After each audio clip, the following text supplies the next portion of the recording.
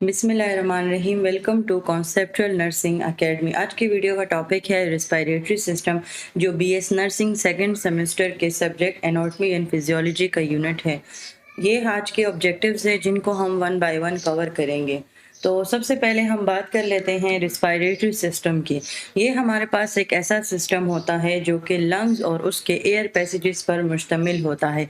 इस बात के लिए स्पेशलाइज्ड होता है कि जो एयर हम इनहेल कर रहे हैं, यानी जो हम हवा जो है वो अपनी बॉडी के अंदर लेकर जा रहे हैं, वहाँ से ऑक्सीजन को इनटेक करना है और उसको ब्लड के साथ जो है वो एक्सचेंज करना है। तो ये रिस्पायरेटरी सिस्टम कहलाता है।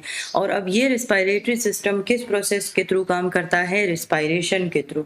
रिस्पायरेशन हमारे पास ऑक्सीजन और कार्बन डाइऑक्साइड का एटमॉस्फेयर और सेल्स ऑफ द बॉडी के दरमियान में एक्सचेंज होने को बोलते हैं।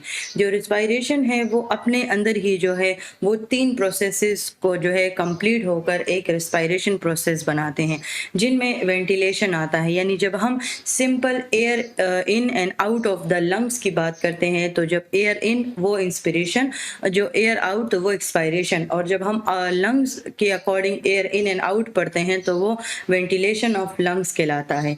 उसके बाद से हमारे पास रिस्पायरेशन की 2 टाइप्स जो है वेंटिलेशन के बाद स्टार्ट हो जाती हैं। एक होता है एक्सटर्नल और एक होती है इंटरनल।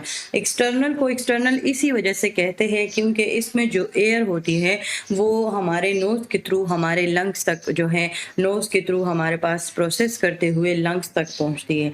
तो जो गैसेस ऑफ एक्सचेंज जो है लंग्स और ब्लड के दरमियान में होता है वो एक्सटर्नल रिस्पायरेशन कहलाता है। और जहां पर एक्सटर्नल रिस्पायरेशन एंड करता है, यानी ब्लड और लंग्स के दरमियान एक्सचेंज हो गया, एक्सटर्नल रिस्पायरेशन बंद हो गई, उसके बाद से इंटरनल रिस्पायरेशन स्टार्ट होती है। यानी वही जो गैसेस एक्सचेंज होगा वो ब्लड और टिश्यूज के दरमियान में होगा, और फिर ये जो है टिश्यूज से मजीद सेलुलर मेटाबॉलिज्म और इस तरह के केमिकल प्रोसेसेस के लिए जो है बॉडी में पहुंच जाएगा।